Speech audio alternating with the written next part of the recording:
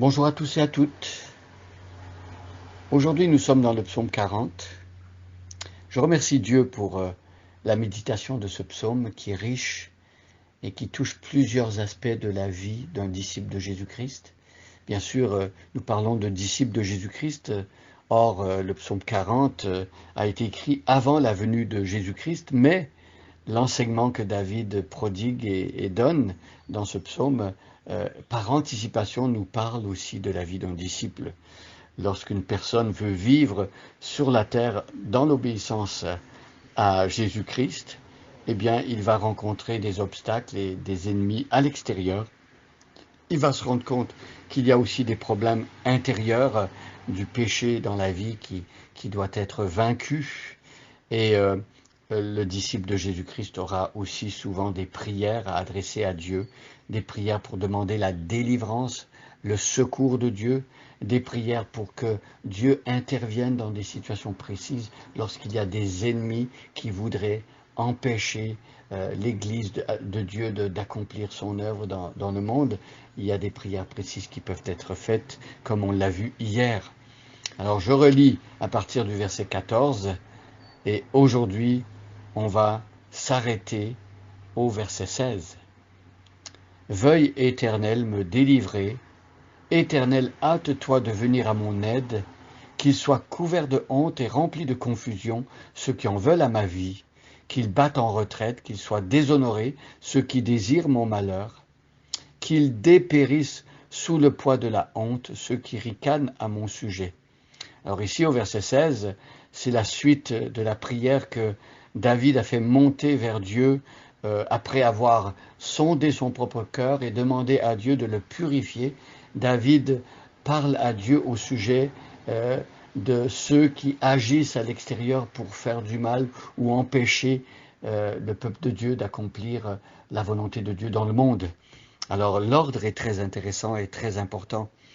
Avant de demander des choses comme cela à Dieu vers l'extérieur, vers ceux qui s'opposent au plan de Dieu, David a pris bien soin de prier pour que Dieu sonde son propre cœur.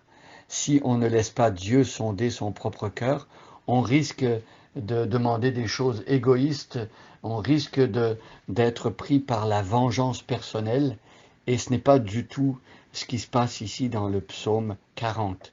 David n'est pas en train de vouloir être vindicatif ou de rechercher une vengeance personnelle. David a à cœur la gloire de Dieu, le plan de Dieu, la volonté de Dieu. Il veut que le peuple de Dieu soit obéissant à Dieu et accomplisse le plan de Dieu dans le monde. Et pour cela, il demande à ce que tout ce qui se met dans le chemin du peuple de Dieu pour accomplir la volonté de Dieu soit enlevé, soit transformé, soit purifié.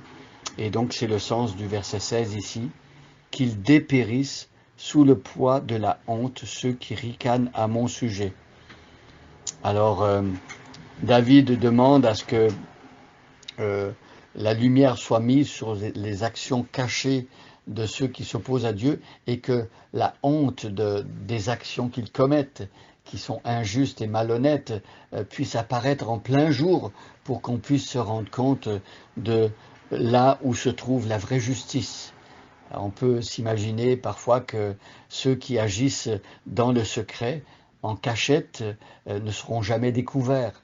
Et ici, le texte nous montre que, effectivement, Dieu va révéler, va mettre au grand jour les actions secrètes des hommes, les actions injustes, et c'est le sens de la prière, qu'ils dépérissent sous le poids de la honte ceux qui ricanent à mon sujet. Donc David dit qu'ils aient honte eux-mêmes des mauvaises actions qu'ils fassent, qu'ils aient honte d'avoir été injustes et malhonnêtes. Et aussi David nous dit que des gens ricanaient à son sujet. Alors on se moquait du roi David, peut-être qu'on se moquait de son royaume, de son règne, de sa personne, et quelque part se moquer du roi David, celui que Dieu avait choisi, indirectement c'était aussi se moquer de Dieu qui avait établi David. Et donc David ici recherche la gloire de Dieu et veut que l'on sache que il ne va pas accepter que des personnes se moquent impunément du Dieu d'Israël, du Dieu qu'il a choisi comme roi, et donc il demande l'intervention de Dieu. Recherchons nous-mêmes de tout notre cœur la gloire de Dieu dans ce que l'on fait. Recherchons à honorer Dieu par nos vies et demandons à Dieu d'intervenir lorsque la gloire de Dieu est ternie pour une raison ou pour une autre. Demandons au Seigneur de faire une œuvre pour que la volonté de Dieu s'accomplisse en toutes choses ici sur la terre.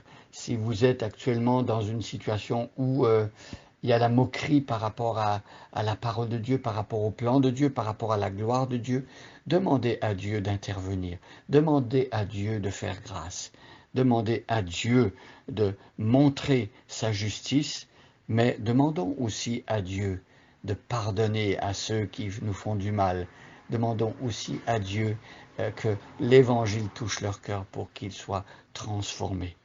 Bonne journée à chacun et à chacune, et soyez bénis.